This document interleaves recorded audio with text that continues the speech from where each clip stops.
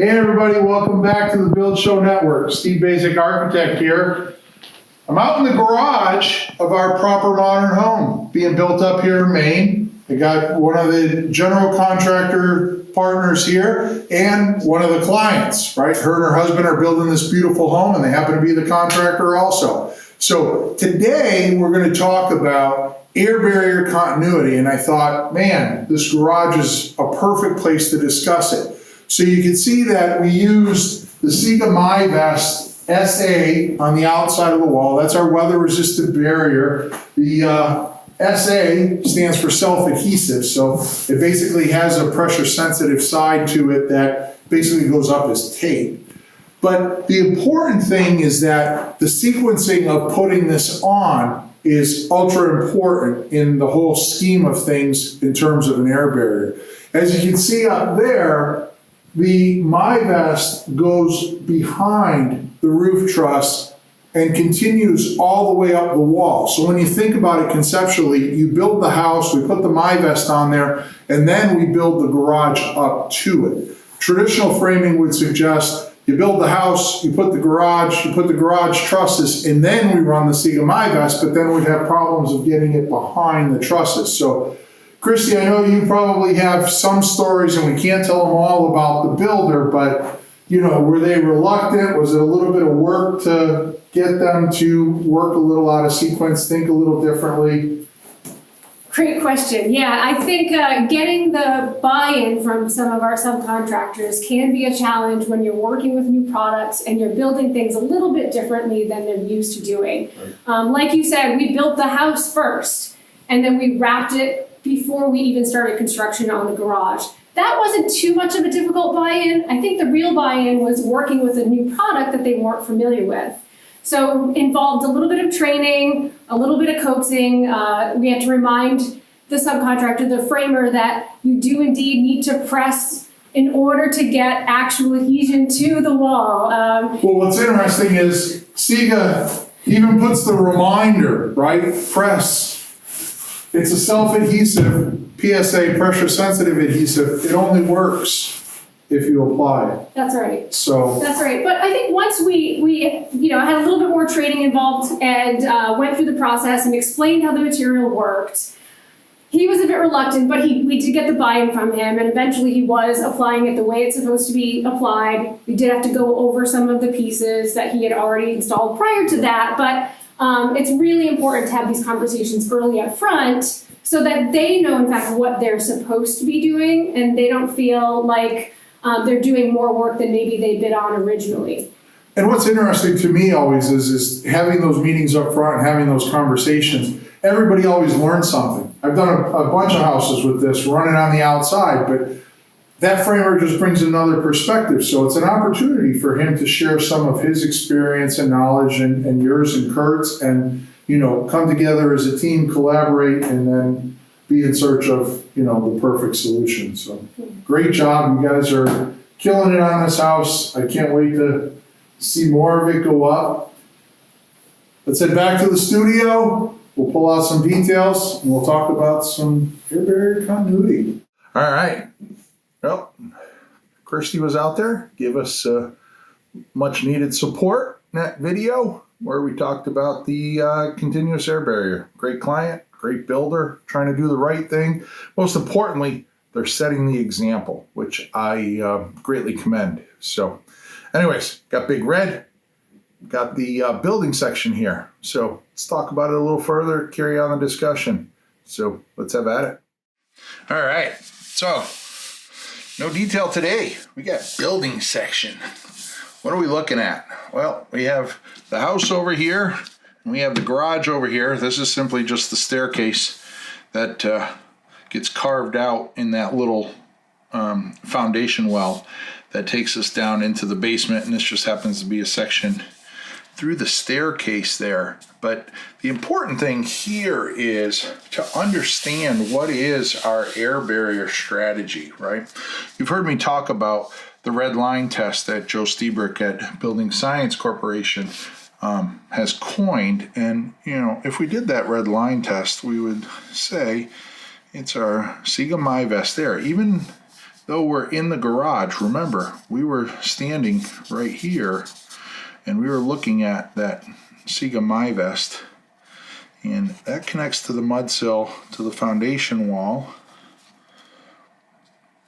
and goes across the slab, goes up the foundation wall, across the mud sill.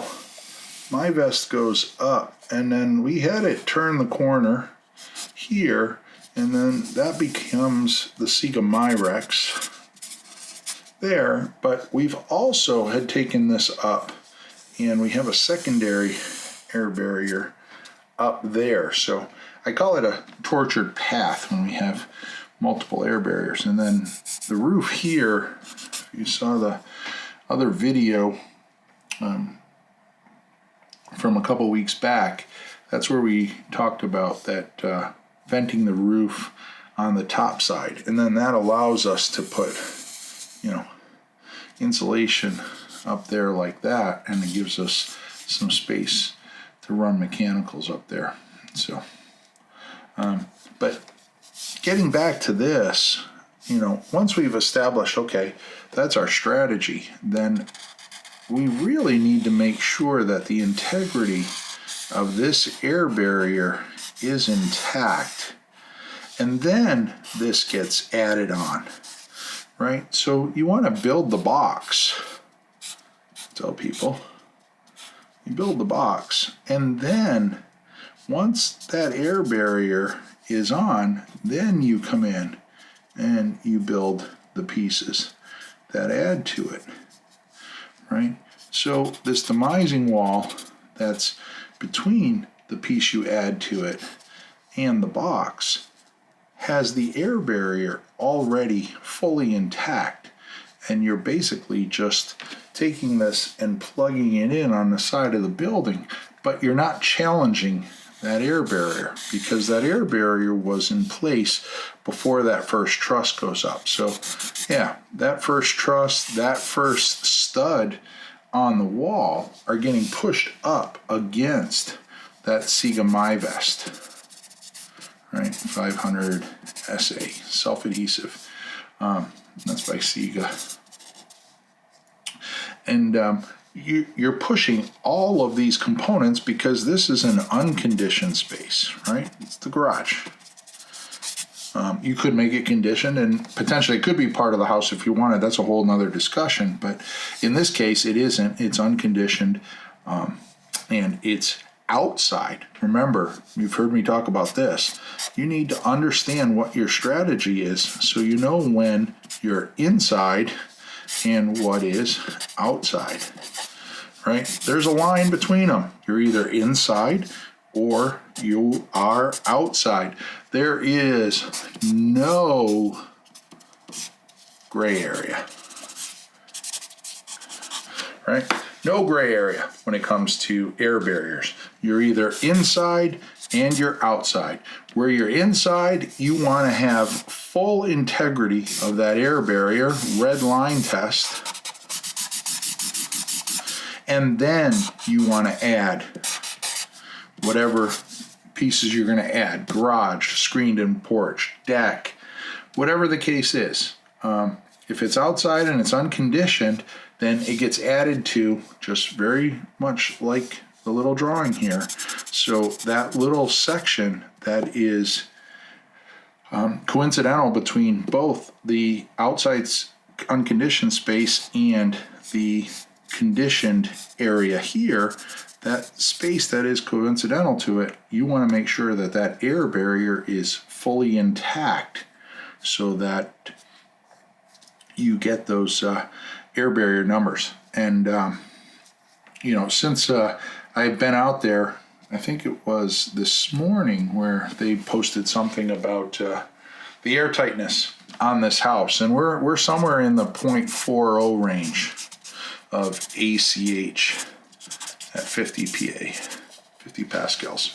So 0.40, that's about 60% of the passive house limit of 0.60. So very, very good job by Proper Modern Home, killing it on that. So anyways, remember, I'll leave you with it. You're either inside, you're outside. There is no gray area. Get that red line test, make sure it's intact, and then add that unconditioned space to it.